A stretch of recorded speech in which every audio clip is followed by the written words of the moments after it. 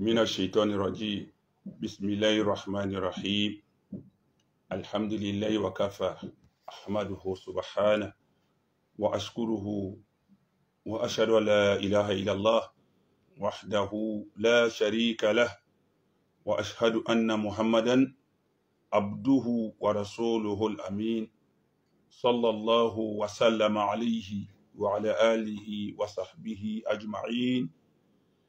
Assalamu alaikum wa rahmatullahi wa barakatuh. Au nom d'Allah, le clément, le miséricordieux, par essence et par excellence, toute la louange appartient à Allah Ta'ala, et que le salut et la paix d'Allah soient sur son messager Muhammad sallallahu alayhi wa sallam, sur sa famille et ses compagnons tous ensemble. Chers frères et sœurs, soyez encore une fois salués par la salutation qui transcende toutes les barrières linguistiques, tribales, raciales, spatiales, culturelles, et j'en passe. Assalamu alaikum wa rahmatullahi wa barakatuh. Et pour ceux qui ne sont pas musulmans, soyez remerciés. Même, pourquoi pas tout le monde d'ailleurs, soyez tous remerciés pour l'intérêt que vous accordez à nos interventions. J'aimerais dire que nos interventions sont empreintes d'objectivité, de réalisme, mais surtout et surtout d'équité et d'impartialité, mais de justice quand même. Maintenant, lorsque nous faisons nos interventions, chacun y va de son commentaire et de son appréciation. Et nous respectons les différents avis et opinions. Et nous sommes ouverts aussi aux critiques, à la contradiction, pourvu que cela se fasse avec courtoisie et respect. Mais lorsque l'animosité et l'animalité se retrouvent ensemble en quelqu'un, il faut dire que cette personne sera imprégnée de fanatisme, de haine, de méchanceté gratuite, mais surtout d'impolitesse. Mais qu'à cela ne tienne, à chacun son éducation, sa culture et sa limite d'intelligence. Cela dit, vous constatez que mon intervention, elle est plus que, je dirais, sérieuse. Aujourd'hui, nous allons déroger à notre thème que nous avions commencé, à savoir l'analyse et les solutions des fléaux de l'humanité à la lumière du noble Coran. Le monde est à la croisée des chemins, mais les chemins de tous les fléaux, de tous les maux, le monde est à la dérive. Et nous avions pris sur nous l'initiative d'exposer les sources, les causes, les origines de ces maux. Et nous étions au stade de l'état des lieux de l'origine des maux de l'humanité, en attendant d'en arriver aux solutions. Et aujourd'hui, comme je l'ai dit, nous allons surseoir un peu à ça pour faire une parenthèse sur le thème du voile, qui fait couler beaucoup de salive et d'encre. Parce que lors de notre intervention à l'occasion d'une conférence le samedi dernier sur la jeunesse, sur les dérives de la jeunesse et aussi l'action que devraient poser ou mener les différentes structures à charge de l'éducation afin que la jeunesse puisse rebrousser chemin, puisse être recadrée, réorientée et se réformer en vue d'une prise de conscience responsable pour mériter l'espoir placé en elle, à savoir assurer la relève de demain. Et pendant notre cheminement, évidemment, nous avons abordé l'une des questions assez délicates, qui est la question du voile à l'école, avec son corollaire. Et cela a suscité beaucoup de commentaires, mais hélas, je suis désolé, je suis dépité de voir que des gens sont encore dans l'obscurantisme, avec des idées rétrogrades, sans discernement, sans distinction, sans raisonnement logique. Comme je l'ai dit, je le répète, nous concédons à chacun son droit de commentaire, d'appréciation, de critique, d'analyse et même de contradiction. Nous sommes ouverts et réceptifs aux critiques, mais constructives, objectives, réalistes. Mais s'il s'agit d'être encore fanatisé, passionné, je suis désolé, rien ne va nous ébranler dans ce sens. Rien ne va nous dérouter.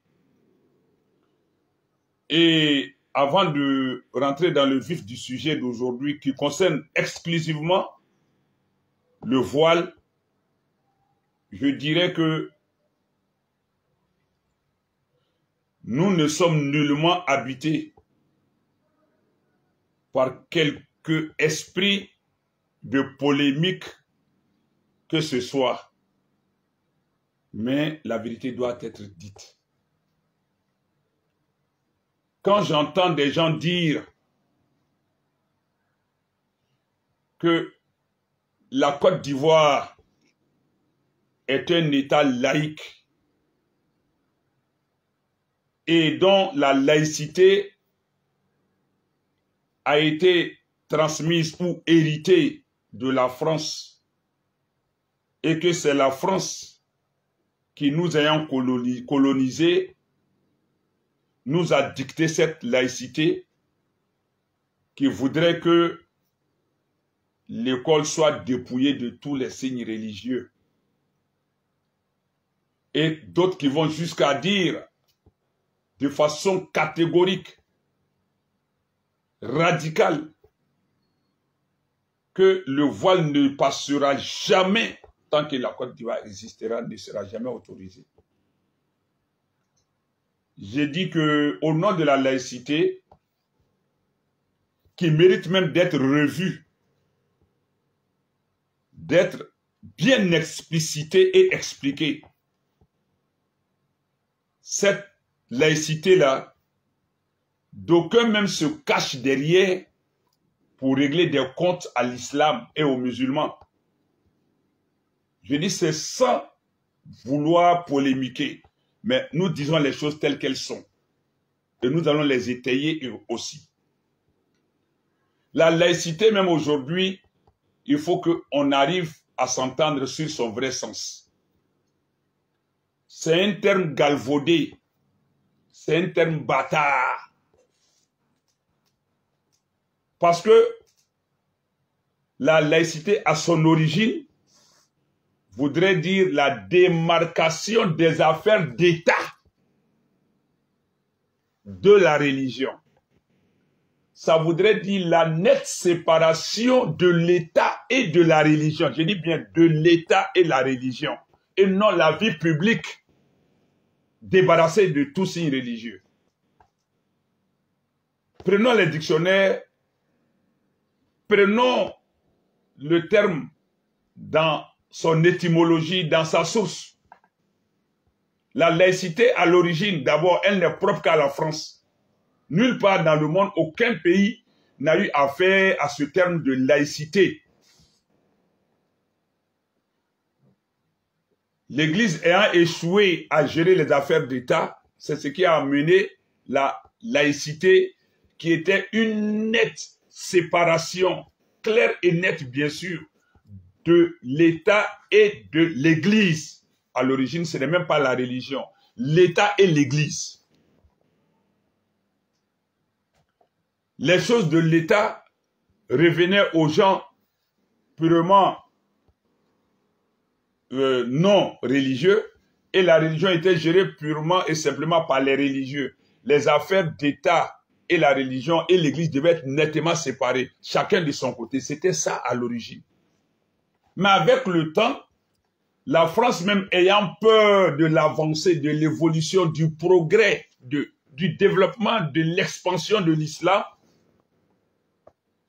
a pris sur elle de poser un barrage, un écran à cette évolution de l'islam.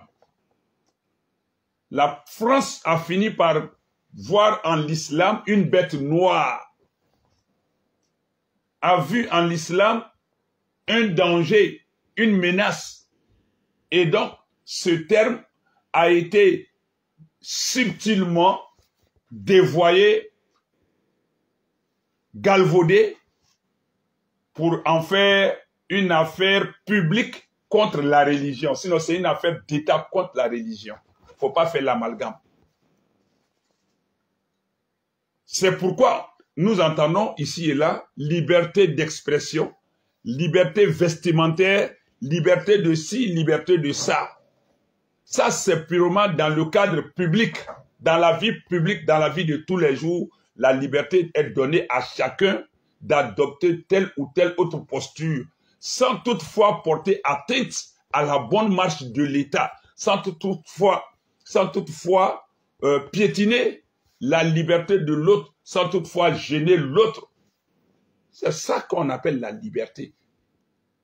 Et la France a choisi cela comme devise. Liberté, égalité, fraternité. Mais dans la réalité, elle-même viole, piétine, massacre même cette devise, terme par terme. Il n'y a pas liberté, il n'y a pas d'égalité et il n'y a pas de fraternité.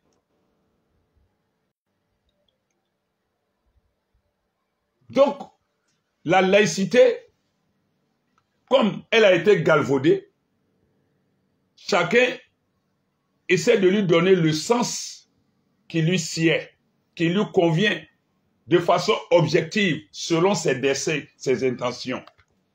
Mais dans la grande majorité des gens qui sont contre l'avancée de l'islam, détournent cela pour généraliser ça à toutes les religions. Mais de façon insidieuse, c'est l'islam qui est visé. C'est l'islam qui est visé. Les juifs ne sont pas inquiétés dans le monde avec leurs pratiques, parce qu'ils sont très regardants, très jaloux, très attachés à leur religion, les juifs. Et même quand on crie laïcité ici et là, partout, c'est l'islam qui est pointé du doigt, partout c'est l'islam qui est évoqué, c'est l'islam qui est mentionné, c'est l'islam qui est attaqué. Partout, quand on parle de laïcité, l'islam est en première ligne. Je dis bien, ce n'est pas pour polémiquer, mais il faut dire les choses telles qu'elles sont. Et le courage aussi d'admettre que nous combattons l'islam quand il s'agit de le combattre. Et nous aussi qui défendons l'islam, nous assumons cela. Nous admettons que nous défendons la cause islamique et les valeurs islamiques et nous assumons cela. De la même manière que nous avons le courage de défendre notre religion, de nous y attacher, ceux qui combattent là, ayez le courage de dire que c'est l'islam qu'on ne veut pas. C'est ça aussi la vérité. Mais l'hypocrisie, la fumisterie ne passeront pas. Et donc, j'entends des gens dire que la Côte d'Ivoire est sous le joug de la France. Non, l'indépendance, ça signifie quoi? 63 ans d'indépendance, ça signifie quoi? C'est vrai qu'on a des liens très étroits, très fermes avec la France. Si un enfant même peut être libéré de son cordon ombilical avec la mère qui lui a donné naissance, il n'est pas écarté que un jour ou l'autre, la Côte d'Ivoire et tous les pays colonisés par la France aussi soient nettement, clairement, définitivement détachés de la France qui ne fait que se comporter comme un parasite, une sanction qui suce le sang des autres. Je suis dépité de voir que des gens encore soutiennent cette présence de la France quand il s'agit, bien sûr, de combattre l'islam. Que c'est depuis la colonisation que cela a été institué.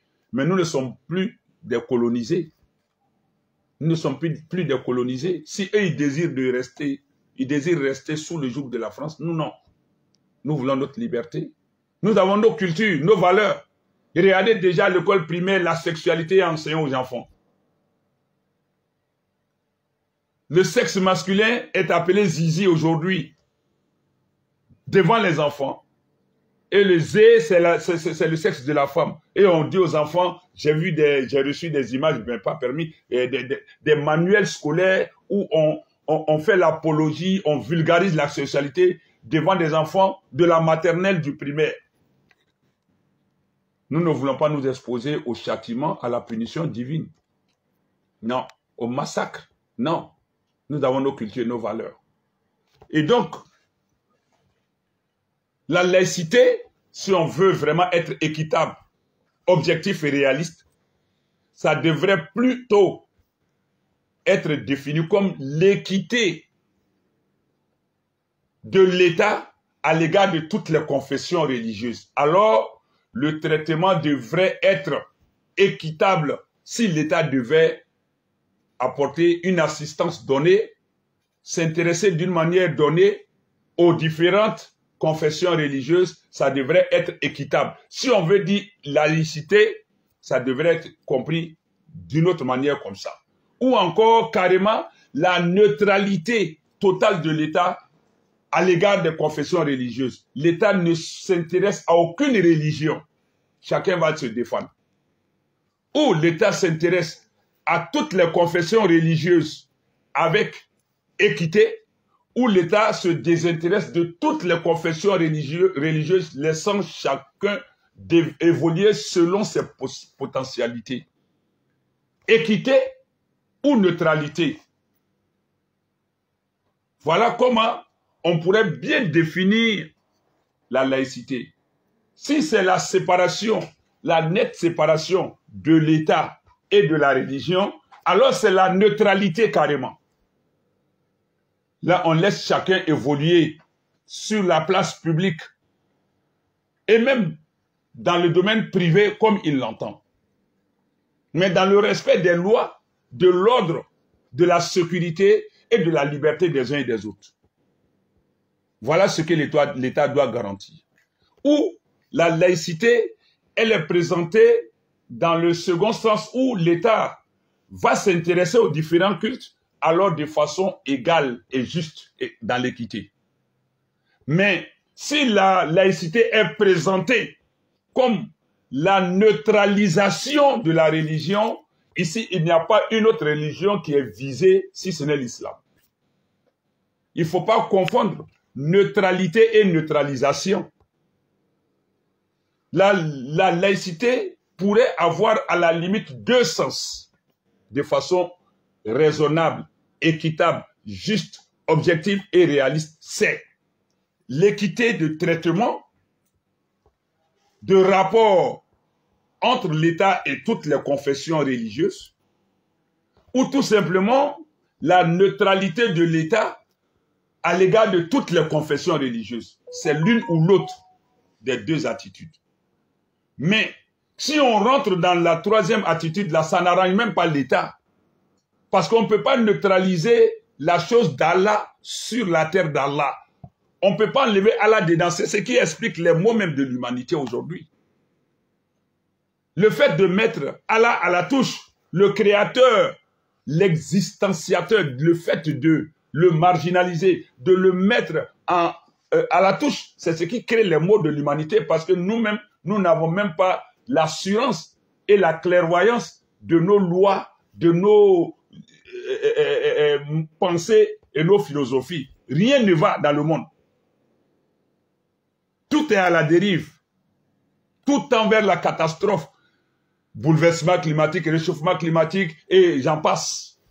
Parce qu'on a voulu mettre le Seigneur. Donc, la neutralisation même de la religion n'arrange même pas les dirigeants de ce monde.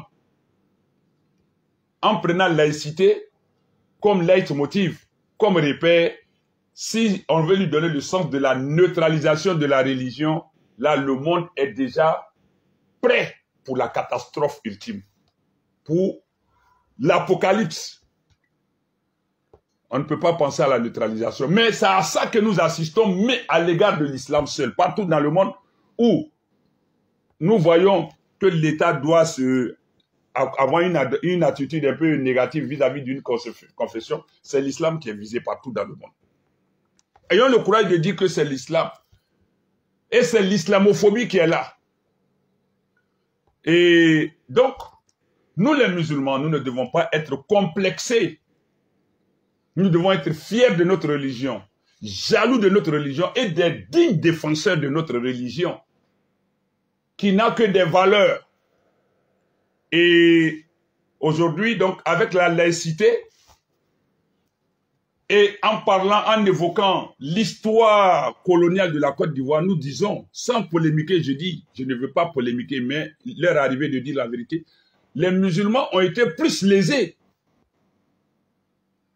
Avec tous les pouvoirs même qui sont passés avant, les musulmans étaient plus lésés. C'est sans polémiquer. Comme vous voulez dire que c'est la France qui nous a donné cet héritage. Oui, avec les missionnaires qui sont venus. Les missionnaires sont venus avec la Bible, bien sûr. Mais ils ont trouvé l'islam en place.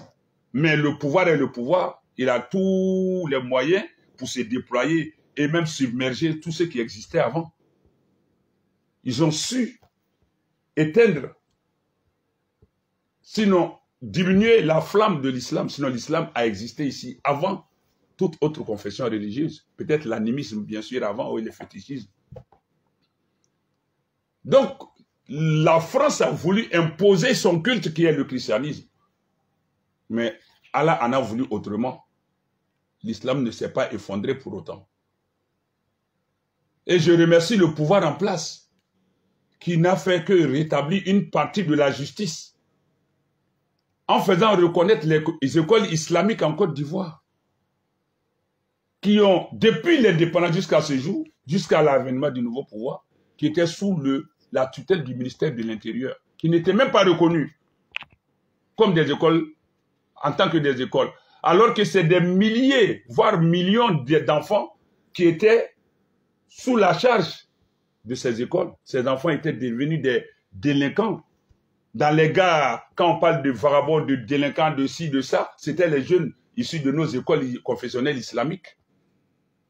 Aujourd'hui, même si ça n'a pas disparu totalement, mais ça a considérablement diminué du fait que ces écoles ont été rétablies dans leurs droits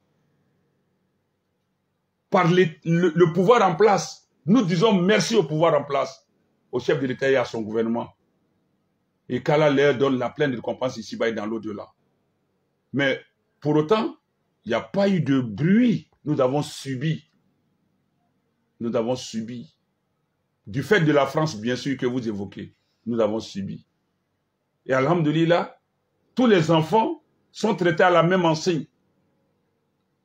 En tout cas, du point de vue de la scolarisation, du point de vue de la prise en charge de nos écoles, de la considération, du point de vue même des fêtes. Oui. Quand bien même ce n'est pas totalement juste, mais il y a un effort qui est fait. Il y a un pas qui est fait. La communauté musulmane est majoritaire, mais elle est silencieuse. Parce qu'elle est pacifique. Elle est patiente. Elle sait compter sur son Seigneur qui est Allah. Et de là maintenant, certaines personnes, certains individus voudraient profiter de du terme de la laïcité pour bannir carrément le voile, pour régler leur propre compte avec les musulmans ou bien l'islam. Avec l'exclusion de nos élèves. Alors que les écoles confessionnelles islamiques aussi existent. Qui forment les élèves à leur confession, à leur foi. Et ces élèves-là, depuis la maternelle jusqu'à un niveau donné, sont formés à la culture islamique qui porte le voile. Comment se fait-il qu'arriver l'enfant qui a pu porter le voile depuis la maternelle, le CP1, le primaire, jusqu'à arriver au CM2, qui a eu l'entrée en 6e brillamment, excellemment, et quand du jour au lendemain, on lui ôte ce voile au nom de la laïcité. C'est dans cette même laïcité-là que l'enfant a pu exceller, a pu briller pour arriver à ce niveau. Et on lui dit d'enlever le voile au nom d'une laïcité qui ne dit pas son nom, qui est plutôt une islamophobie. Appelons les choses telles qu'elles sont. Et l'héritage colonial, on en a cure. Lorsque nous regardons dans les écoles, quelles sont les écoles où il y a des grossesses en cours d'année scolaire? Vous n'allez pas voir de grossesse dans une école confessionnelle islamique, ou du moins rarement. Parce que ce serait prétentieux de dire qu'il n'y en a pas, et pourtant il n'y en a pas. Mais c'est dans les écoles dites laïques que nous enregistrons les grossesses en milieu scolaire. Même dans le cycle primaire, à plus forte raison secondaire, premier cycle, second cycle et puis supérieur. Mais dans les écoles islamiques, il n'y a pas de grossesse infantile. Parce que nous savons comment éduquer les enfants. Et puis, ôter le voile à une femme, à une fille, ça répond à quoi? Ça apporte quoi? On dit non, montrer, c'est une manière de présenter les signes religieux. J'ai dit non. Parce que en portant son voile, ça ne concerne que la fille elle-même. Elle ne va pas faire le prosélytisme, c'est-à-dire elle ne va pas enseigner sa religion. Elle ne va pas faire de la prédication avec le voile. Le voile n'engage que son corps, sa personne. Ça, c'est sa liberté vestimentaire. D'autres disent non, si on autorise le voile, il faut alors annuler l'uniforme. J'ai dit, mais c'est être étroit d'esprit. Le voile est porté sur la tenue scolaire et non en remplacement de la tenue scolaire. Et même, on va plus loin jusqu'à même dans des entreprises. Il y a une enseignante qui m'a contacté à travers son mari, qui a fait tout son cycle voilé, qui est rentré à l'ENS voilé, sorti voilé, qui est devenu professeur de français voilé, et maintenant l'établissement où elle est affectée, la directrice l'empêche de porter le voile. Le voile ne couvre pas sa compétence, son intelligence. Ça ne couvre que sa tête. Et nous allons vous montrer des illustrations ici quand les gens parlent de France. La France n'est pas plus développée que le Canada. La France n'est pas plus développée que le Royaume-Uni. La France n'est pas plus développée que les États-Unis. La France n'est pas plus développée que la Norvège. Mais tout cela permet aux femmes policières de porter leur voile sur leur tenue de policière. Aux États-Unis, quand tu es musulman, tu es libre de porter ton voile, quelle que soit ta corporation professionnelle, quelle que soit ta profession. Et tout le monde a la liberté de faire sa prière sur son lieu de travail, aux États-Unis. En Angleterre, de même. En Allemagne, ils sont en train de voir ça. Partout, on est en train de permettre à chacun de faire valoir ses compétences sans être inquiété de par sa foi. On a besoin de la compétence des gens, de l'intelligence des gens, ou bien on veut s'attarder sur leur accoutrement, leur apparence. Nous avons beaucoup de défis à relever que de s'attarder sur elle porte le voile, elle enlève le voile, elle porte ci, elle porte ça. Et des gens étroits d'esprit disent que si on autorise le voile, alors il faut annuler l'uniforme. Non. Je vais vous montrer tout à l'heure. Je vais vous illustrer. Je vais vous montrer tout à l'heure des femmes policières aux États-Unis, en Norvège, au Canada, au Royaume-Uni, qui sont dans leur tenue de policiers et voilées. Donc, ça n'a rien. Alors, où est cette histoire-là? ça va retarder, ça va faire ci. Non, c'est de la pure islamophobie. C'est de la pure islamophobie. Et je le dis, ça m'amène... même d'autres disent que si on autorise le voile, il faut permettre au dozo, quelqu'un qui a l'obédience dozo, ça devient, ça frise maintenant la moquerie. S'il peut porter son chapeau dozo et puis porter la tenue scolaire, il n'a qu'à porter. D'autres parlent de, et si celui qui est féticheur, tant qu'il peut respecter la tenue de l'école, l'uniforme, tant qu'il peut respecter cela, il faut éteindre. Donc, tant qu'il peut respecter ça, donnez-moi un mouchoir là.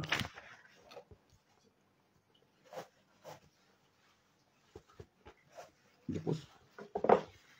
Eh bien, et puis quelqu'un même qui se respecte, va pas, parce que l'autre a porté sa tenue, eh bien, pour aller, elle est bien voilée, ou bien il est bien vêtu, il va à l'école, donc comme on lui a permis, ça c'est être bête ça.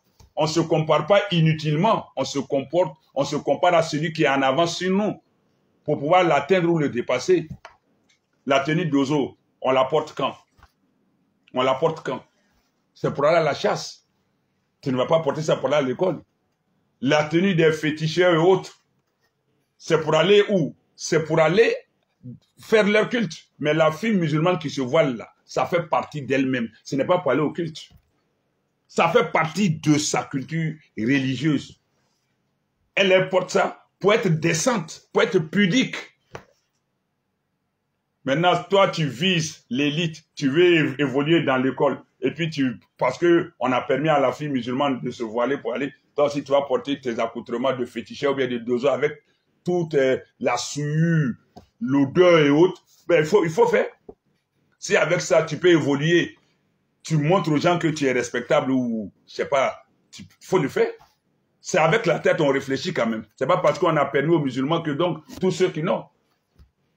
On permet à qui veut de porter le signe qui lui va, mais je l'ai dit dans le respect. De l'autre, sans empiéter l'autre, si tu peux porter ta tenue de dozo avec cette odeur nauséabonde, si tu dois gêner les gens, on peut t'interdire. Mais le voile, à quelle odeur? Le voile gêne en quoi? Dérange en quoi? Et donc, je dis que la diversité ne doit pas être l'adversité. La diversité est une richesse. À vouloir combattre le voile, c'est comme si on combat la pudeur. On combat la pudeur, la décence. Pendant qu'on permet aux jeunes filles de porter des culottes, des shorts, de chez elles jusqu'à l'école. Dans toutes les rues, elles sont mal habillées. Les atours d'une femme qui sont précieux, qui doivent être délicatement cachés, elle les exhibe jusqu'à l'école. Personne ne s'en offusque. La fille voilée qui rentre à l'école, on lui interdit l'accès à l'école. Pourquoi? Parce qu'elle est voilée. Et donc, cela risquerait de nous conduire à la bataille des religieux, à la discrimination religieuse. Et donc, et dans ça, quand il s'agit de mariage, on dit non, en amour, il n'y a pas de frontières, alors laissez les gens se marier, même s'ils sont de confessions différentes. Celui même qui interdit le voile à l'école convoite une jeune fille dehors, musulmane, qu'il veut marier. Il est prêt à se convertir à l'islam pour la jeune fille. Mais hypocritement, il combat ça à l'école. Mais sentimentalement, il dit non, je suis prêt à devenir musulman pour t'avoir comme épouse. Quelle est cette hypocrisie, cette fumisterie? Arrêtons le badinage. La laïcité n'est pas une porte fermée aux convictions des uns et des autres, à la liberté des uns et des autres. Nous n'en avons qu'une avec la France. Et pour conclure cette intervention qui n'est que le début d'une autre qui viendra, Inch'Allah, plus tard, je dis bien plus tard, pour conclure cette intervention, nous allons vous présenter des images des pays plus développés que la France. Des pays plus développés que la France. Le voile n'a pas détruit leur système, ni freiné leur évolution, leur progression. leur développement. Et les femmes sont épanouies. Et même, j'ai un texte ici que je vous lis. Les policières canadiennes et écossaises peuvent porter le voile. C'est écrit, le port du voile islamique par les femmes musulmanes est désormais autorisé dans la gendarmerie royale du Canada. Le port du voile islamique par les femmes musulmanes est désormais autorisé dans la gendarmerie royale du Canada, a annoncé le gouvernement canadien. La police écossaise, au sein de laquelle cette pratique était déjà courante, mais soumise à la hiérarchie, a également officialisé une décision analogue afin d'encourager les femmes musulmanes à intégrer ses rangs. Afin d'encourager les femmes musulmanes à intégrer ses rangs. Au Royaume-Uni, plusieurs forces de police ont autorisé le voile islamique pour les policières. Les Norvégiens ont suivi. Ils viennent de décider de changer le règlement sur l'uniforme de la police pour que la possibilité existe de porter un foulard religieux. En Grande-Bretagne, on parle même de policières bientôt en burqa dans les rues de Birmingham. En burqa, c'est-à-dire même le visage fermé. Dans les rues de Birmingham. Ça même, c'est un projet. Comment nous, on peut ici encore être là en train de traîner des simples écolières, même des femmes employées dans la fonction publique, dans des entreprises, dans d'autres sociétés, sont empêchées de porter le voile. On a besoin de son dynamisme, de sa compétence, de ses qualités, de ses prouesses. Ou c'est le simple voile là que nous combattons, qui ne confère à la femme que sa personnalité, voulue par elle, mais aussi la pudeur, la décence, la responsabilité. On s'attarde sur ça parce que nous on déteste purement et simplement l'islam. Et ici, la police britannique du comté de Birmingham envisage de permettre aux agents musulmans de porter la burqa pour développer la diversité dans ses rangs et atteindre 30% d'officiers issus des minorités. Fin de citation. Maintenant, je vous fais l'économie du reste que nous réservons pour d'autres temps, Inch'Allah. Regardons maintenant ici les différents pays où c'est respecté. Voici ici une femme policière aux États-Unis, assise avec son chef à la police. Pour autant, voilà, voici son arme qui est à côté d'elle. Pour autant, ça ne l'a pas empêché. États-Unis développés que la France.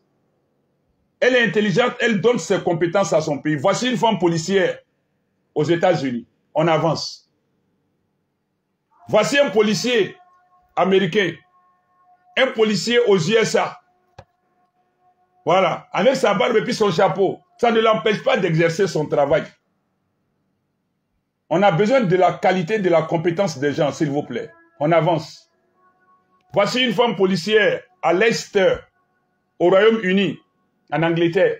Voici une femme policière à Leicester, au Royaume-Uni. Et les Blancs, là, ils sont plus développés que la France. Ils sont développés en avance que la France. Hypocrite. Mais les voici, qui évoluent bien, qui sont épanouis dans leur travail. Allons-y. Voici encore une policière des États-Unis, bien voilée et haut gradée aux États-Unis. Le voile a fait quoi dans ça? Allons-y. Voici des femmes policières encore américaines, bien voilées et fièrement voilées et compétentes dans leur travail. Fières aux États-Unis. On avance. Voici une infirmière, j'ai dit même une médecin. Regardez comment ils ont écrit. We don't care what's on your head. Nous ne nous intéressons pas à ce qui est sur votre tête. We don't care. Nous ne nous intéressons pas. Nous nous fichons what's on your head, sur ce qui est sur vos têtes. Nous ne nous occupons pas de ce qui est sur vos têtes. We care what's in it. Nous nous intéressons plutôt à ce qui est dans la tête. Voici ça, c'est écrit en anglais ici. Hein. Voilà une femme qui donne ses compétences. Celle-là, si elle est renvoyée pour son voile, sa compétence ira où? À la maison. Et des gens seront privés de leurs compétences. Le voile ne cache pas ni la compétence, ni l'intelligence de nos sœurs, mais plutôt leur indécence pour les rendre décentes, leur impudicité pour les rendre pudiques et pour les rendre honorables, respectables, responsables. Ici, c'est bien écrit, nous ne nous intéressons pas à ce qui est sur votre tête. Nous nous intéressons à ce qui est à l'intérieur, ce qui est dedans. Donc, voici quelques exemples près dans le domaine. On peut avancer. Voici une autre femme policière aux États-Unis, fièrement et souriante d'ailleurs. Je pense qu'on peut arrêter ici, on peut avancer, je ne sais pas. Il y en a d'autres, on ne va pas perdre le temps sur ça. Même voici une note qui a été publiée depuis le jeudi 20 avril 2022, hein, le jeudi 20 avril 2022 passé, à 18h, à 20h12 minutes. C'est un de nos frères aux États-Unis qui m'a envoyé ça. Please be informed that schools are closed tomorrow. Soyez informés que les écoles seront fermées le lundi, April 21, le 21 avril, for Eid al-Fitr, pour la fête de l'Eid al-Fitr. There will not be Saturday classes on April 22. Il n'y aura pas de classe le samedi 22 avril. Students must attend school on Monday. Les étudiants doivent venir fréquenter l'école à partir de lundi, April 24, 23. Hein? Ils viendront à l'école le 24 avril 2023, c'est-à-dire du 21 jusqu'au 24, ils viennent pour la fête de Ramadan. Ça, c'est aux États-Unis, ça. Tout est respecté là-bas maintenant. Et puis nous, on veut être rétrograde. Merci à nos gouvernants d'avoir rétabli la justice, l'équité, d'avoir rétabli des millions d'enfants qui étaient dans la rue, de les laisser livrer à eux-mêmes, parce que musulmans, ils n'étaient pas pris en compte, ni les écoles musulmanes n'étaient prises en compte. Aujourd'hui, là, il s'agit d'être équitable, d'être objectif, d'être véridique, d'être sincère. Arrêtons l'hypocrisie. Le voile n'a jamais rien détruit dans un pays, si ce n'est de le faire évoluer, de le faire avancer. Nous allons nous arrêter, Inch'Allah Ta'ala. Et prochainement, en d'autres temps, bien sûr, parce que nous allons essayer de terminer notre thème sur les maux de l'humanité et leurs conséquences, ainsi que les solutions proposées par le noble Coran, Inch'Allah. Mais, pour le moment, sur le voile, la petite parenthèse que nous voudrions faire, ça, ce n'est qu'une petite parenthèse. Le reste viendra après, Inch'Allah, avec d'autres développements. Salam alaikum wa rahmatullahi wa barakatuh.